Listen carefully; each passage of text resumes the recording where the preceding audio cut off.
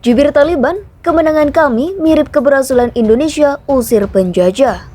Dikutip dari Suara Jatim ID, setelah kembali merebut Afghanistan, Taliban membuka diri terhadap komunitas internasional. Mereka misalnya menyampaikan selamat merayakan hari ulang tahun kemerdekaan RI Selasa 17 Agustus 2021.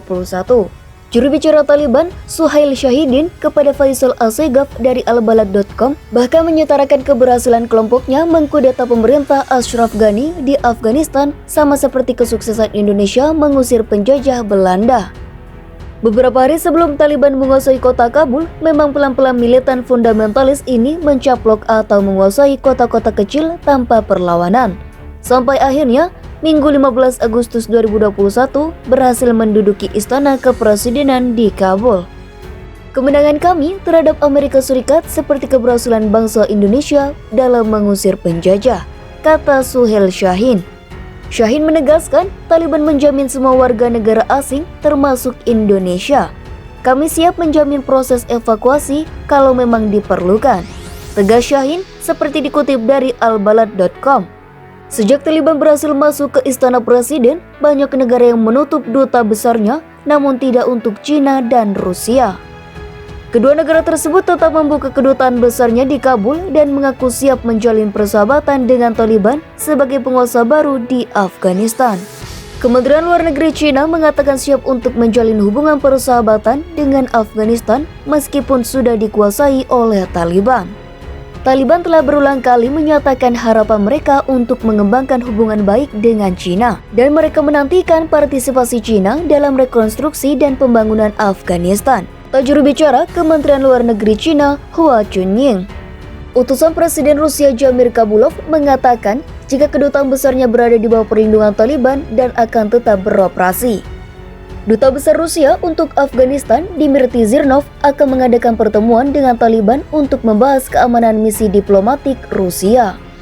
Dari Taliban datang ke BPNU ingin agar bisa lepas dari cap terorisme karena cap teroris banyak dilekatkan oleh masyarakat dunia.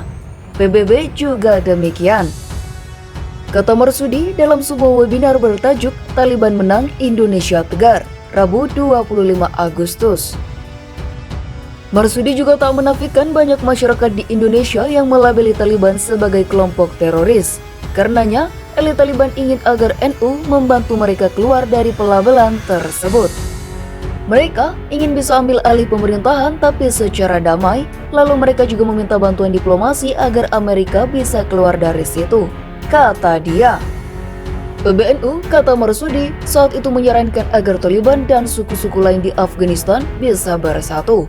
PBNU meyakini bahwa mereka bisa bersatu, terlebih lagi suku di Afghanistan hanya sedikit dibandingkan dengan jumlah suku dan etnis yang tersebar di seluruh Indonesia.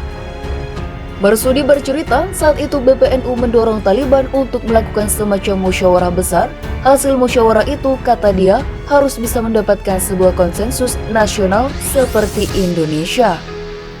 Pertanyaannya, kenapa nggak bisa satu? Kita dorong Afghanistan atau Taliban lakukan syuro atau musyawarah yang bisa dapatkan sentral poinnya, kata yang sama seperti Indonesia temukan misalnya konsensus nasional. Ketika konsensus nasional sama, maka tak ada pemaksaan-pemaksaan dari segala keinginan bangsa-bangsa yang ada di Afghanistan. Baik existing negaranya, semacam apa dan kayak apa itu yang diminta NU kepada Baradar, tambah dia.